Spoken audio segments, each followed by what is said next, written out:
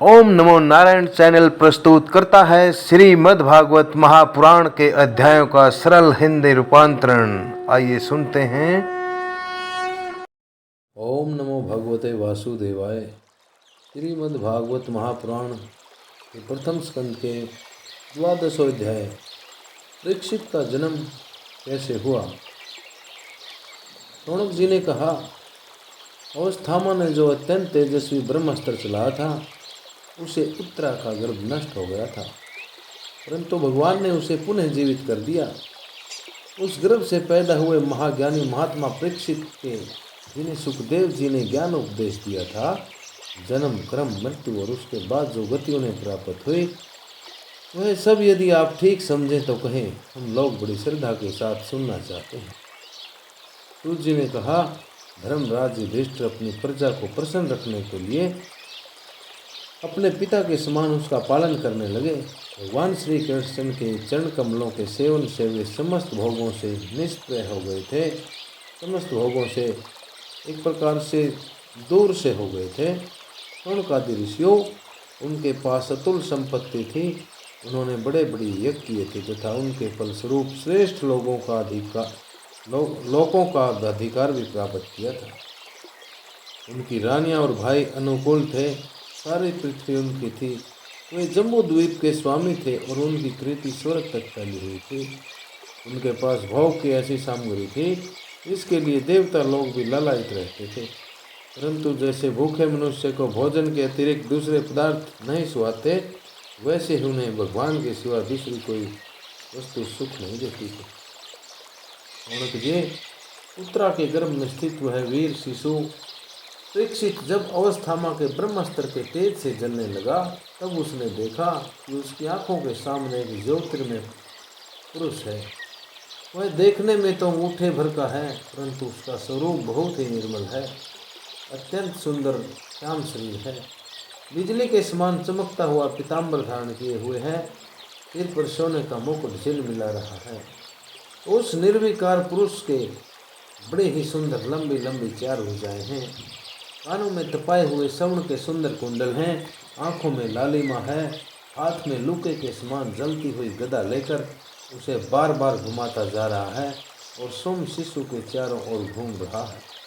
जैसे सूर्य अपनी किरणों से कोहरे को भगा देते हैं, वैसे ही वह उस गदा के द्वारा ब्रह्मास्त्र के तेज को शांत करता जा रहा था।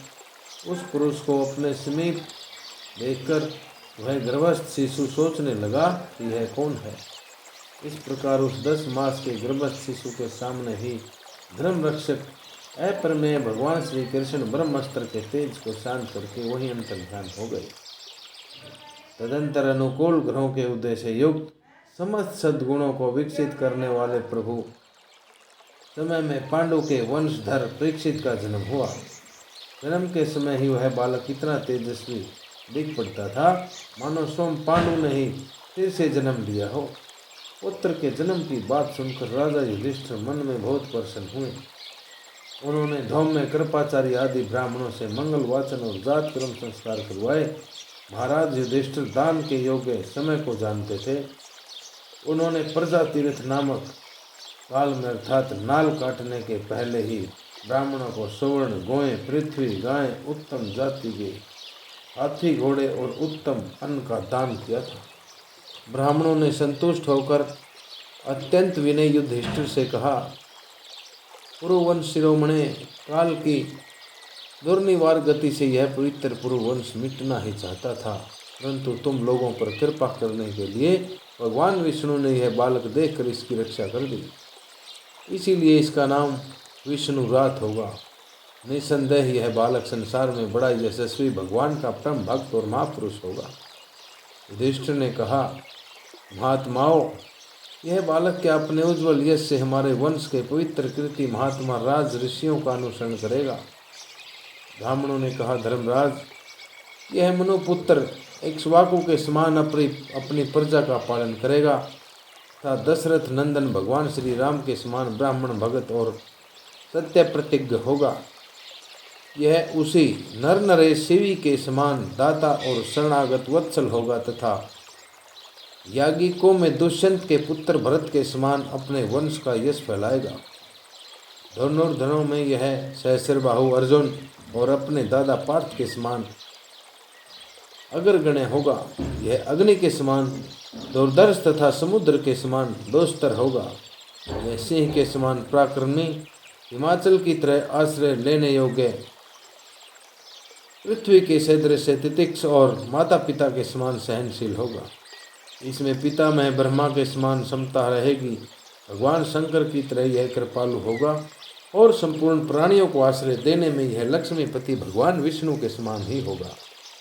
यह समस्त सद्गुणों की महिमा धारण करने में श्री कृष्ण का अनुयायी होगा। रंती देव के समान उदार होगा और यह याति के समान धार्मिक होगा। धैर्य में बलि के समान और भगवान श्री कृष्ण के प्रति दृढ़ निष्ठा में यह प्रहलाद के समान होगा। यह बहुत से अश्वमेघ यज्ञों का करने वाला और वृद्धों का सेवक होगा। इसके पुत्र राज ऋषि होंगे। मर्यादा का उल्लंघन करने वालों को यह दंड देगा। यह पृथ्वी माता और धर्म की रक्षा के लिए कलियुग का भी दमन करेगा। ब्राह्मण कुमार के शाप से तक्षक के द्वारा अपनी मृत्यु सुनकर यह सब की आसक्ति छोड़ देगा और भगवान के चरणों की शरण लेगा। भजन व्यास नंदन सुखदेव जी से यह आत्मा के यथार्थ स्वरूप का ज्ञान प्राप्त करेगा और अंत में गंगा तट पर अपने शरीर को त्याग कर निश्चय ही अभय पद प्राप्त करेगा।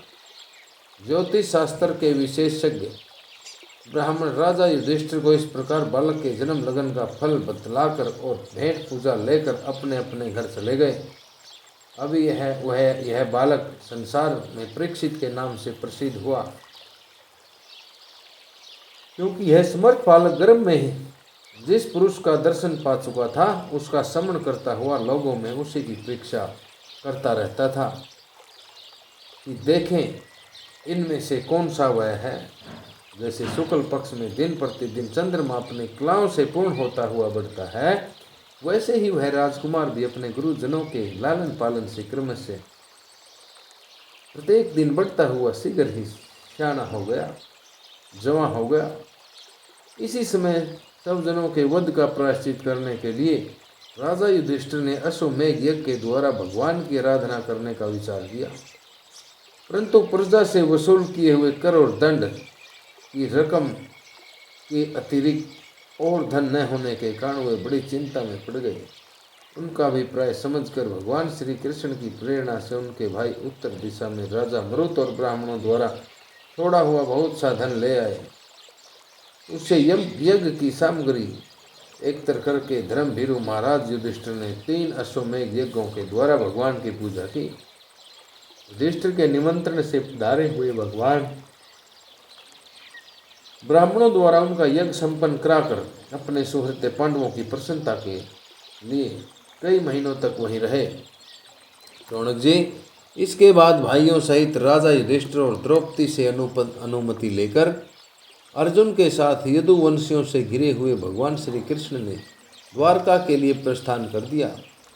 इति श्रीमद्भागवते महापुराणे पारमहंस्यायां संहितायां प्रथम स्कंदे नैमिषीयोपाख्याने परीक्षित जन्मोत्कर्षो नाम 12 अध्याय। ओम नमो भगवते वासुदेवाय। ओम नमो भगवते वासुदेवाय। ओम नमो भगवते वासुदेवाय। ओम नमो भगवते